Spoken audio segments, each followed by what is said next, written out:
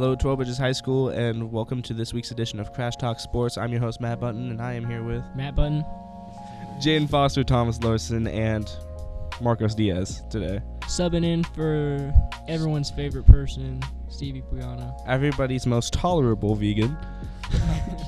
This week's show was originally going to focus on two things. That was going to be pretty much all football. Until Luka Doncic got wheeled and dealed. And you're forgetting everyone here is Sac Kings fans, so you also can't forget about... Everyone here is Sad Kings fans? No, I mean pretty much everybody in the school is Sac Kings fan. Oh, yeah, well, thank God I'm not. Yeah. You guys just There's traded a away few your other best weirdos, player. but yeah, we just traded away Jayden Foster, and Thank you for giving him I'd say we start out with that trade All because right. it's the most relevant trade. Thank List you. out the full trade. So Thank you. it was a 3-team trade between the Kings, Spurs, and Bulls. The Spurs received De'Aaron Fox and Jordan McLaughlin. The Kings received Zach LaVine, Saidi Kisoko, 3 first-round picks and 3 second-round picks.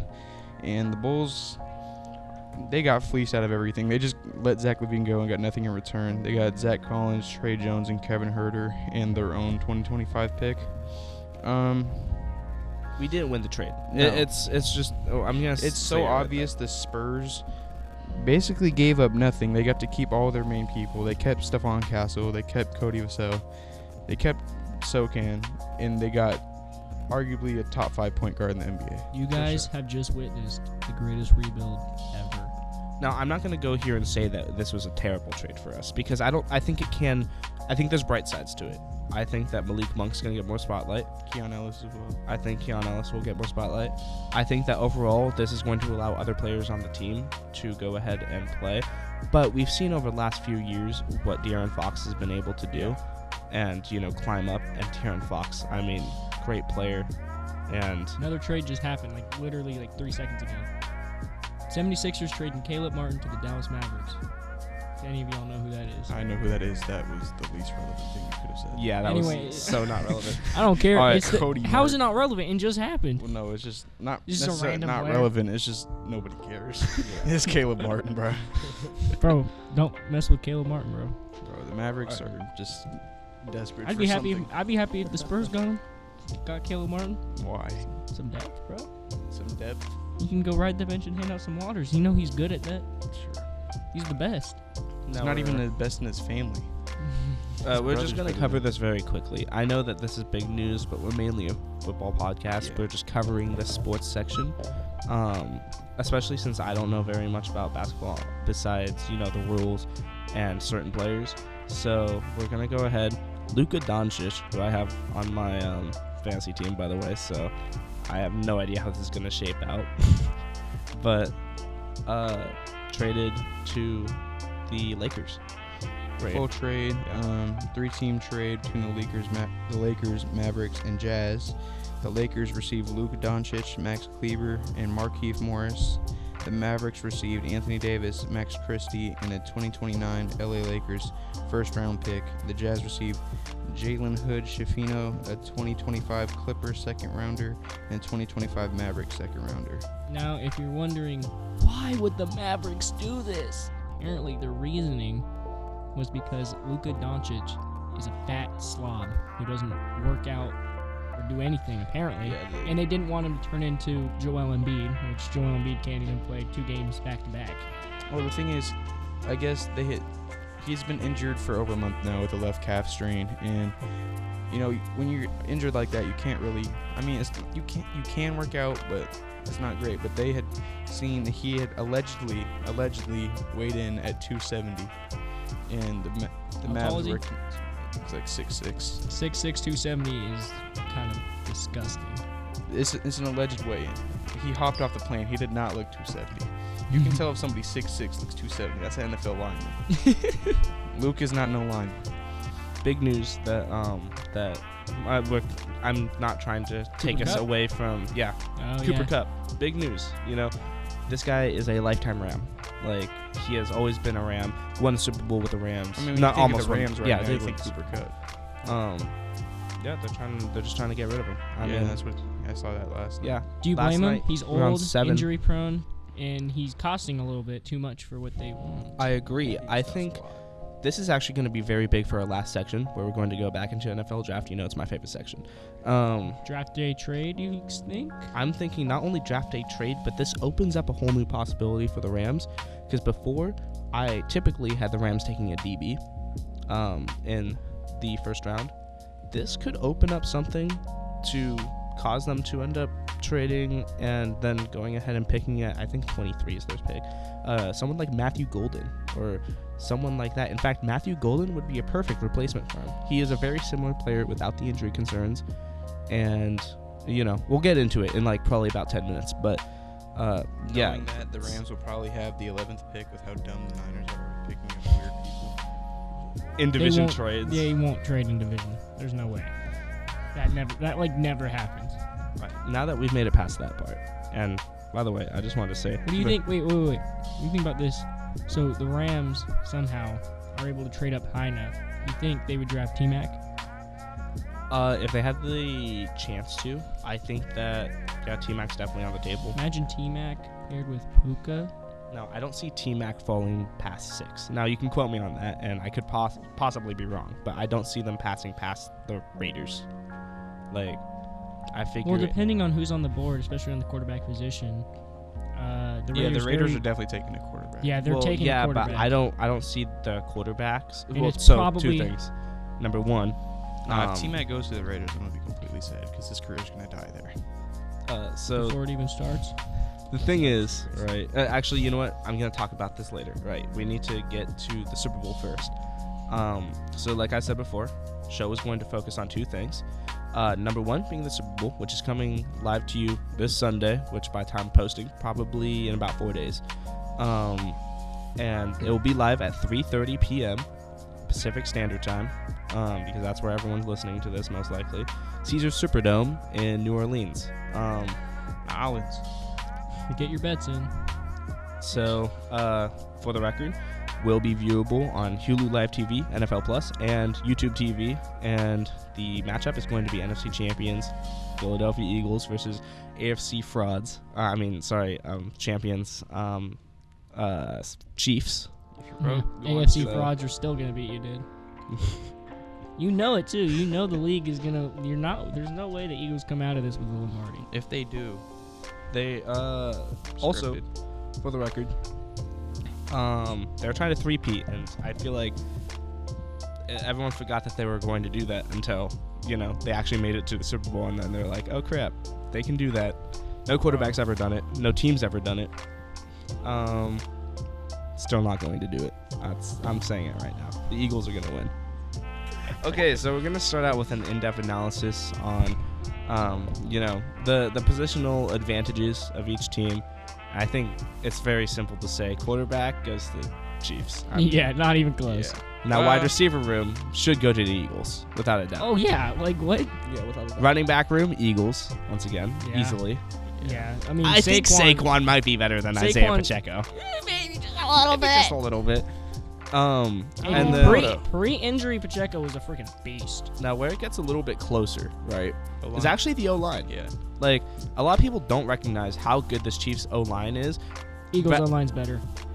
They are, and I'll say that for sure.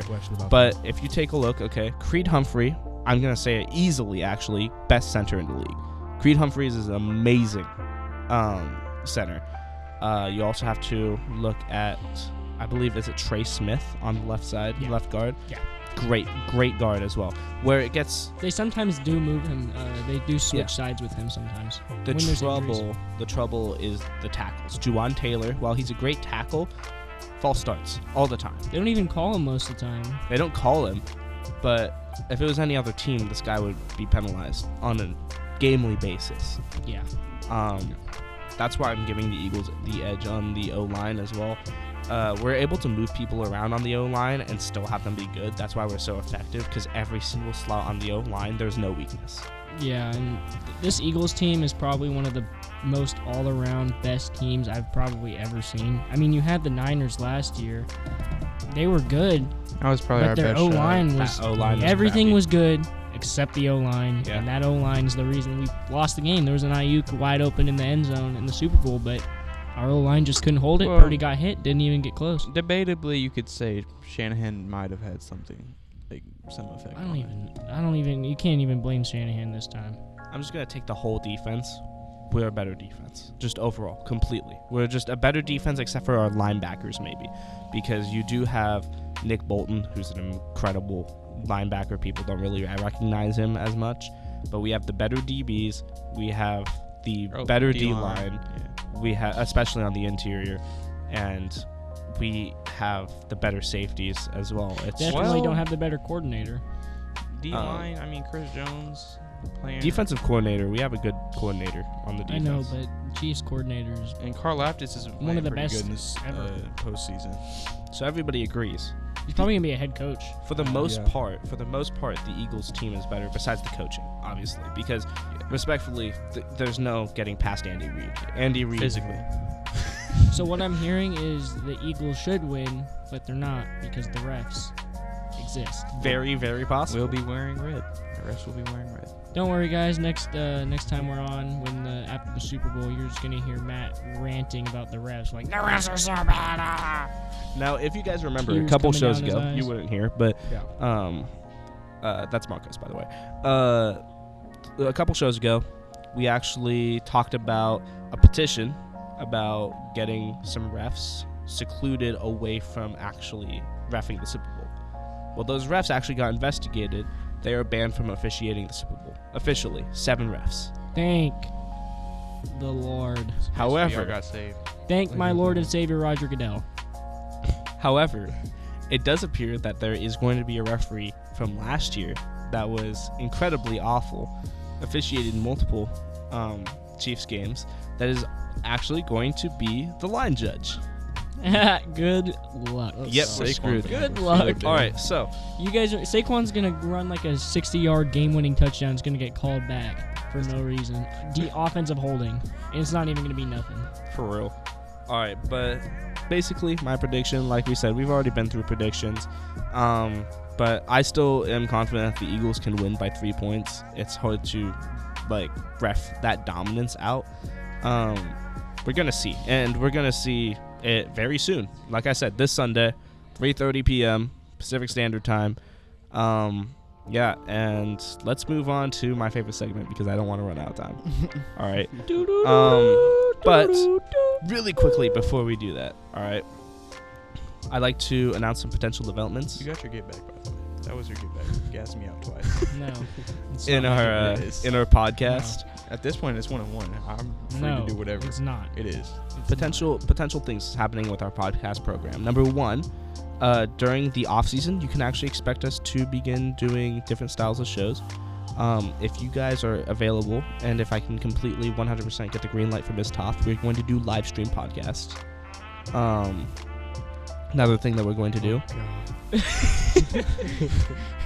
Another thing that we're planning to do is we're going to get together on certain days during the off season, once or twice a month, and we're planning to do mock draft Mondays. And mock draft Mondays, we're essentially going to come around and we're going to make our official mock drafts as a Crashtalk program and try to figure out how teams are going to be drafting. And I think that will be a lot of fun. First one very well may be live streamed as well for that. And besides that, let's get to our NFL Crashlete and NFL Crashletes. Not the school Crashletes, but we're gonna go with our Crashletes of the NFL draft. Let's hear 'em. NFL Crashletes. Okay, so How does this work? all right, basically how this section is gonna work is we're all gonna go around the table 3 times. All right. And we're going to name, the first one is our current favorite player for our team to draft in the NFL. And then the second one is one that we really like that's going to be climbing up the boards. And the last one is a sleeper pick, someone that's probably going to be in second, late second, early third, or even below that in the draft. Heard you. Matt, you have any? Yeah, Start off with? I will start us off.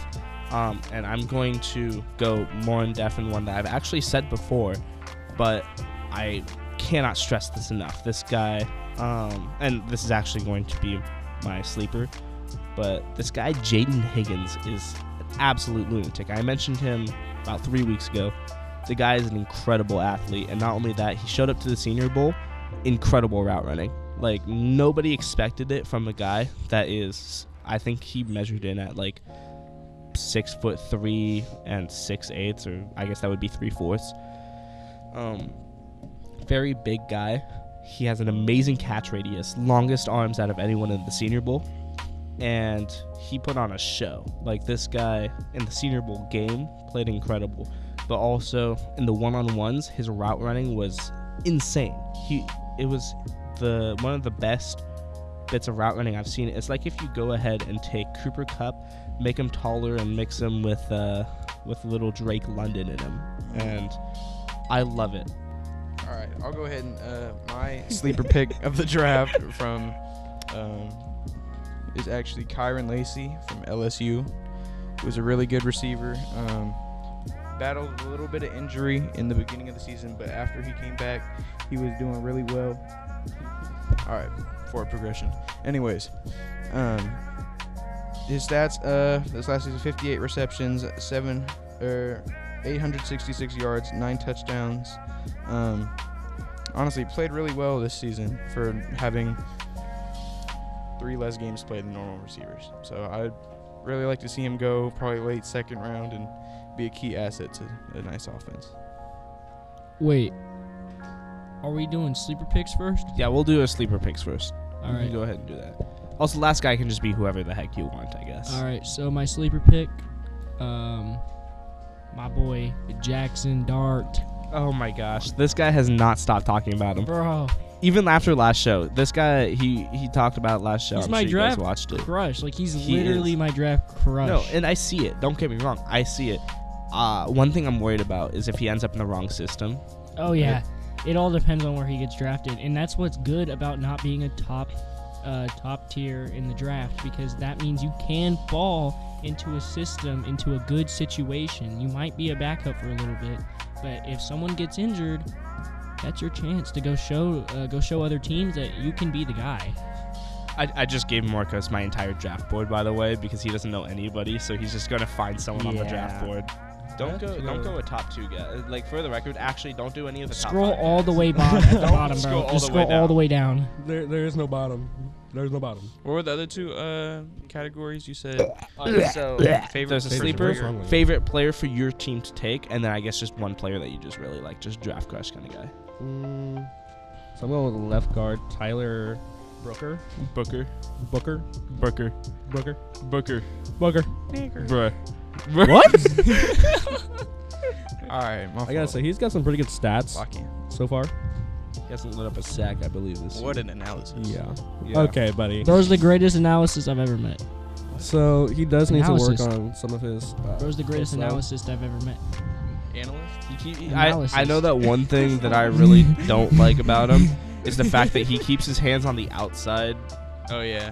Yeah, He needs to that's- block more inside. His leverage, though, is insane. I know I've forced Jayden Foster to go ahead and watch some Tyler Booker highlights the other day, and I mean, Jayden, you saw, you can attest to this. His leverage is possibly the best in the draft. Oh yeah. All right, Jayden.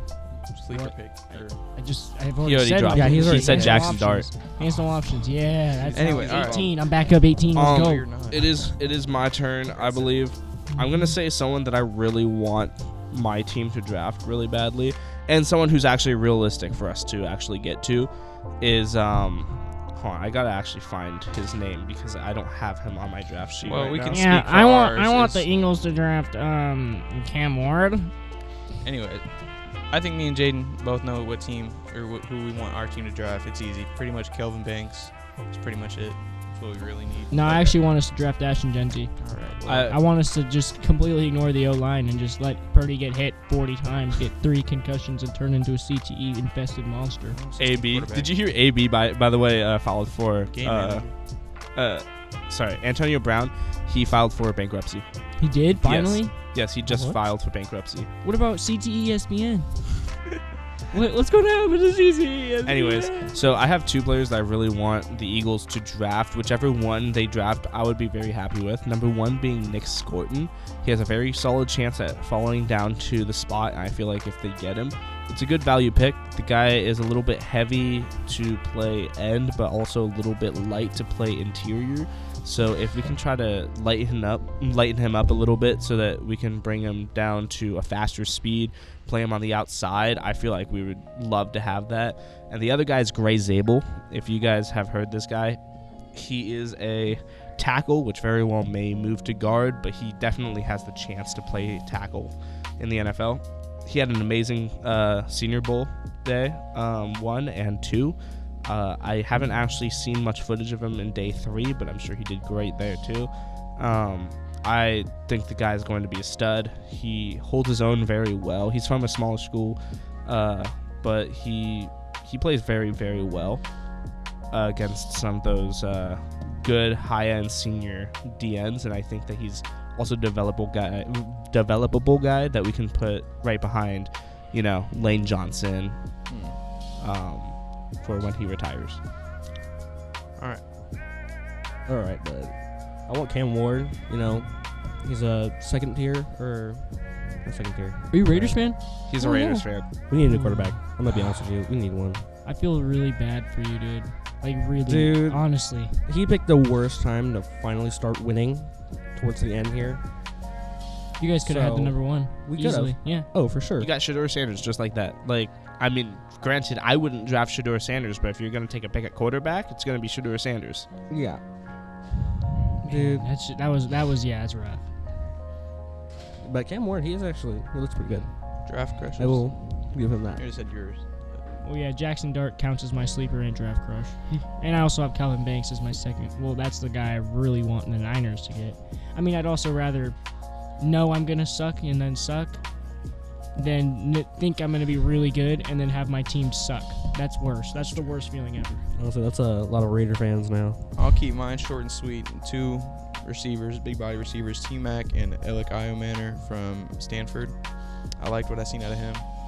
He gave Travis Hunter 200 last year. Travis Hunter 2 years ago. He's an average And he quarterback. head topped him, not gonna lie. Travis, that's not a good look. That's why you're falling in the draft. I guess this is kind of a sleeper and also a draft crush, but Nick Amenwari, he is a safety out of South Carolina. This guy is insane. He has 4.3 speed, great hands, gets interceptions, pick 6 merchant, guy's great. Someone that was going to be a second-round pick probably will fall into the first now. I think he could go around the Bucks pick, pair him up with Antoine Winfield. But yeah, that's all we have time for today, guys. And I'm sorry, Marcos, but we kind of need to get to class. The bell just rang. You mean Marco? I'm cool. I swear to God, Jayden, I will come over there. Well, for whatever reason, we started recording late, by the way. But anyways, yeah, that's all we had time for today. This was a good show, and I'll have Jayden edit this up pretty soon. But thank you all for listening. Thank you guys for coming, like always. Yep. And Yeah. By the way, I feel bad for Jayden. just saying as that. we should. Because week. the guy Every across week. from me. I don't feel bad for him. All right. Okay. No remorse. Guys, yep, that's it. And thank you guys for listening. Thank you guys for coming on, like always. And yeah, we'll He's your make host. Make sure to tune in next time. This is your host, Matt Bunton. Matt Bunton. Matt Bunton. And T-Dog Ruby, a.k.a. Thomas Larsen. Stop playing. Oh, what the? Signing off.